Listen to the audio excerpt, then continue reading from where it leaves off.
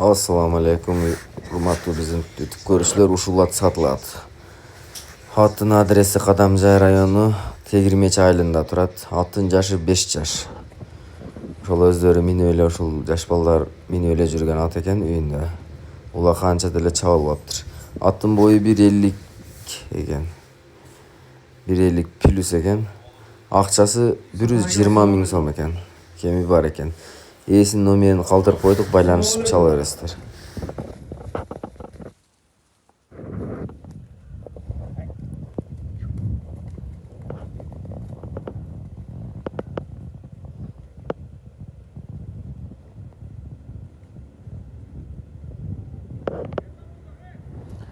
Қалың жібер.